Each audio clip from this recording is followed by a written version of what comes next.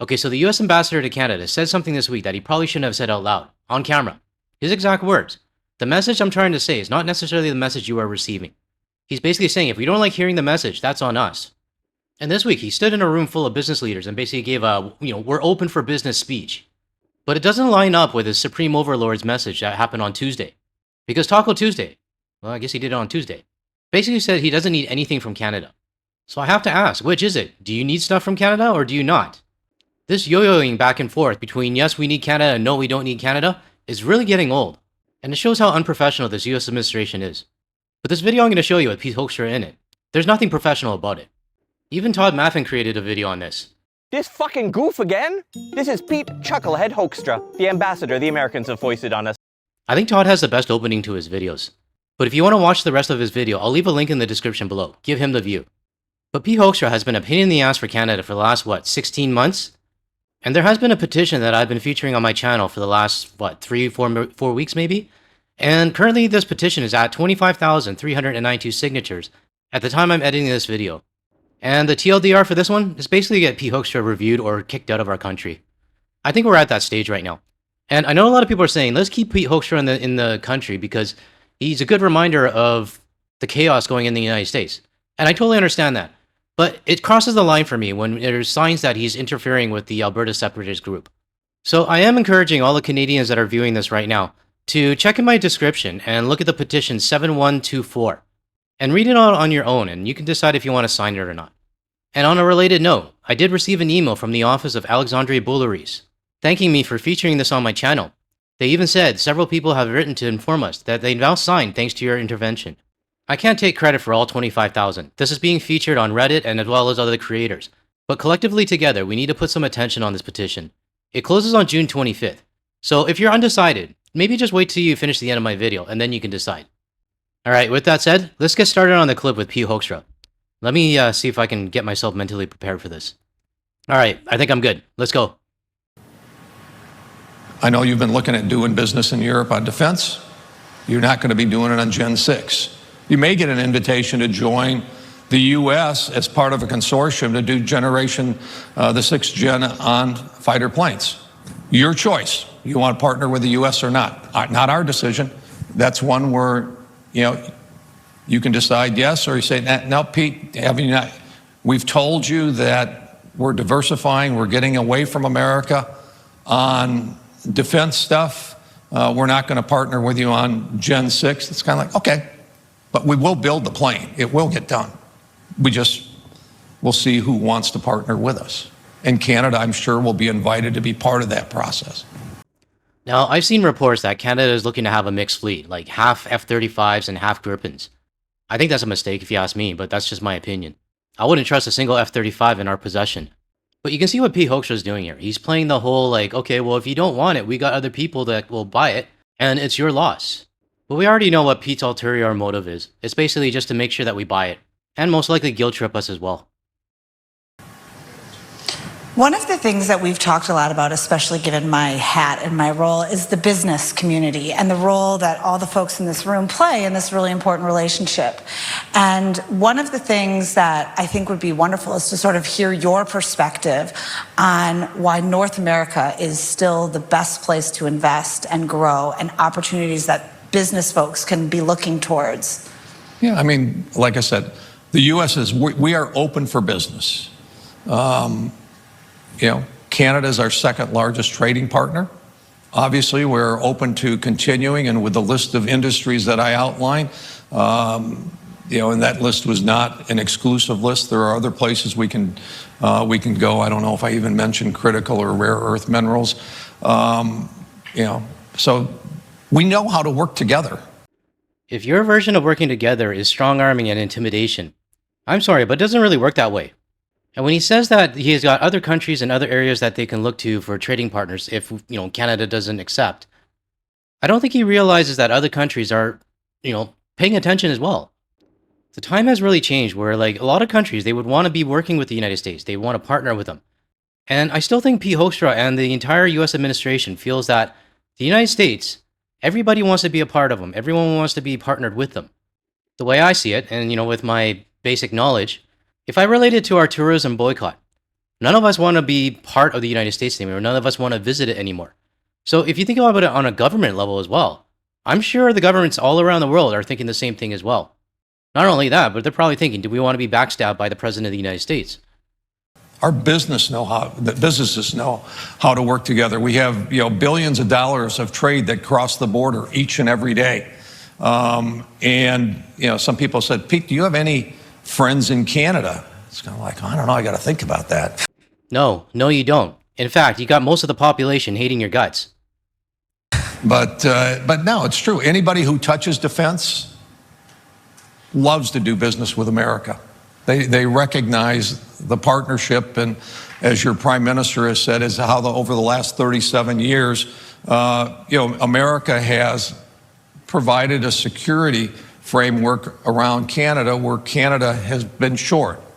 And that's not us saying that. That is the prime minister saying that. Yeah, I think that's the prime minister saying it because you guys keep harping on it. And we've actually met our 2%, and now they want 5%. Like, there's no pleasing these guys. The business community, almost every business that I go to that touches America loves doing business with America. They see opportunity moving forward to grow that business, to expand that relationship. And we're totally open to that. And we believe that this relationship has brought prosperity and wealth and jobs to both sides of the border. No, nothing has ever done to benefit both sides. It's only to benefit the United States. So let's keep moving forward. Okay, let's keep moving forward. Sure, you get a lot of smart business people. I served in the Netherlands before. They're global traders. They're smart business people. Yeah, and the people in the Netherlands hated your guts as well. This might actually be a good time for me to show a video clip from his days in the Netherlands. And this was actually sent to us by one of our viewers. Let's watch the video now. You now reach a conclusion that you were wrong when you stated that politicians and cars were being burned, because you can discuss views, like you said, but not facts. Was that a wrong remark? Was it false? I issued a statement saying the exchange with you. I expressed my regrets and my apology for the comments that I made. And I'm not revisiting the issue. Yeah, but for what remarks exactly? No, seriously, please. This is important. For the original remarks, are politicians being burnt in the Netherlands in the past? Is that something you believe, yes or no? I'm not revisiting the issue. I've expressed my regrets and I've expressed an apology. So you're still sticking to that original remark. You're regretting the newsy remarks, but not the original We're remark. going to recall, sorry. Any example of a Dutch politician who is burned recent years?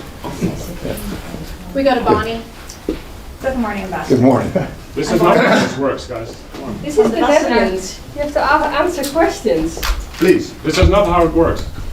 Wait, he's answering the questions. No, you Please didn't. go You to didn't Bonnie. answer mine. Yeah.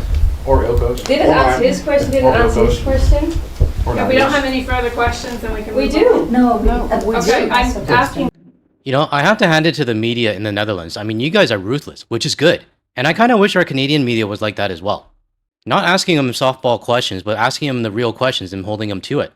Basically, if you're not understanding what we just watched, Hoekstra had to apologize for saying that there was no go zones in the Netherlands, cars being burned because of radical Islam, and politicians being burned because of radical Islam. He apologized for that. And the media, they kept pressing him. I'm actually impressed that multiple reporters were kind of like tag teaming on him. But look at his body language. He looks like a scared little kid, hoping his daddy can bail him out. And this is the problem we have in Canada right now. Our media is too nice. They're going to ask him softball questions. And you can tell by the body language when he's in Canada. He thinks he's the shit. Because no one's pressing back on him. So Hoekstra, nobody liked you in the Netherlands, whether you believe it or not. And I come out of the business world. They understand that diversification is desirable in a business. We agree. If Canada can diversify to other markets, great. We don't have a problem with that. It makes Canada stronger and wealthier. And so, go that way. But they will also say, Pete, we're not stupid. We've tried this. And we are trying right now. This is not a new strategy for us. And it is hard. So in others, what he's trying to insinuate is that it's going to be hard to make partnerships around the world and that we're not going to be able to find any, and then we're going to have to come back to the United States. Did I get that right? And so, if we're talking about diversifying and going into Europe and those kinds of things, in many cases they've tried it. They may be willing to try it again. But the other thing is they're also looking at diversifying in the U.S. to more states, to more partners in the United States. You've got options. I'm sure you'll pick whichever ones are the best for you, which we expect is what you would do. You've had lots of different roles throughout your career. You were in boardrooms, in Congress, and other embassies. What do you think is the biggest lesson that you've taken with this very impressive career that you bring? Impressive career? I mean, I don't know about that. I mean, stop pumping his tires. Here into this role, and that you think about as you're facing policy and different challenges in this role? I think you really need to be a good listener. And we came out of a breakfast, and it was an interesting breakfast, and things, you just hear things, and it's like, well, this is what the Canadians are doing, and and it's kind of like, okay, but this is what. And I'm sure it happens to me all the time. This is what I think I'm saying. I also need to be aware of what I think you may be hearing, because the message that I'm trying to send is not necessarily the message that you are receiving. Well, we're very clear on the message that you're saying, which is basically that we're going to become the 51st state. That tariffs will continue to be put in place if we don't cooperate. And the message is very clear that you're going to continue to strong-arm Canada, as well as the rest of the world, until we comply with what you guys want. The fact that P. Hoekstra said this, it shows that he's downplaying all the rhetoric that we've been receiving. He doesn't think it's that big of a deal, and that we're just misunderstanding everything that they're saying. Well, this is not a very good negotiation tactic, and especially if it's supposed to be one of your closest allies. I mean, let's not forget he said this. You've got folks who are doing everything they can to get the Canadian public to rally against America. Just doesn't make any sense. But do you understand where that frustration is coming Absolutely from? No. In Canada, because No. a lot of Canadians are saying, well, we didn't do anything wrong, and suddenly Donald Trump, put tariffs on us. We put tariffs on everybody in the world. It's our policy. Yeah, and your policy has pissed off everybody in the world. So don't give us that bullshit that we're misunderstanding what you're saying. We know exactly what you're trying to do. And I would say the same thing is true of Canada. What they're saying is not necessarily what they think they're saying is not necessarily what America is hearing. And that's really tough in negotiations. You may be sitting across from each other, and you may be talking back and forth, but you maybe really don't have understanding that when somebody says this, they're thinking they're communicating that, but the people on the other side are hearing something very, very different. Yeah, no, sorry, Pete. When your boss said he's going to make us your 51st state, there's no other way to interpret that. Even if he's trying to use it as a negotiation tactic, it's something you don't say. So don't give us that bullshit that we're misunderstanding what you guys are saying. Especially true in the intelligence world. So. Well, I think that is a wonderful message to end on, and an important place for us to jump off the rest of the day. And we are so honored to be with you, and I really enjoyed our chat. I hope you had fun like I promised. Who the fuck is this woman? Anyways, there you have it, P. Hoekstra's last interview. It wasn't as infuriating as the last one, where he said he didn't understand why Canadians are pissed off. But I bring back the point again about his body language. I mean, look at him. He looks like a cocky little shit here. You know why? Because nobody's pushing back on him. Now compare this photo to how the Netherlands journalist treated him. Dutch politician who is burned recent years. We go to Bonnie. Good morning, Ambassador. Good morning. This is not how this works, guys. Come on. This is the Netherlands. You have to answer questions. Please. This is not how it works. We keep answering the questions. No, you Please didn't. go You to didn't Bonnie. answer mine. Yeah. Or Ilko's. Didn't answer his question, didn't answer his question. I want to thank one of our viewers named Hyder for sending me this clip, because it does show that Pete Hoekstra can be pushed around as well. And I think it's time that Canada did something about it.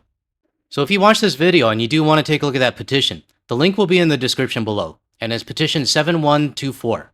And if you're still not sure and you need more details, then Todd Maffin has a great video as well. And to be honest, his video is probably a lot better than mine. So I would go check out his video as well. To close off this video, I would like to thank Karen from our Discord server for posting up this photo from Moonbeam, Ontario. I had to Google where Moonbeam is, and when I did, this picture came up. I'm gonna have to figure out what's going on with this UFO, but I'm sure it'll be an interesting story. But thank you, Karen, for posting this on the Discord server and sharing it with the community. Alright, that's all I got for this video. Co-host, she's here, but she's not making any noise, so unfortunately, you'll have to wait for the next video. If you found any value in anything I said today, or you want to hear more from a Canadian and international point of view, without the US media bias, make sure you hit that like and subscribe button below. That way you'll be notified on my future videos. And don't forget to hit the bell icon and select all as well. Now, if you want to see more of my videos, check out the ones that are going to show up on your screen shortly. Thanks, everyone. I'll catch you in the next one. You want to say anything? Hey? No? Say something. No, she's not saying anything.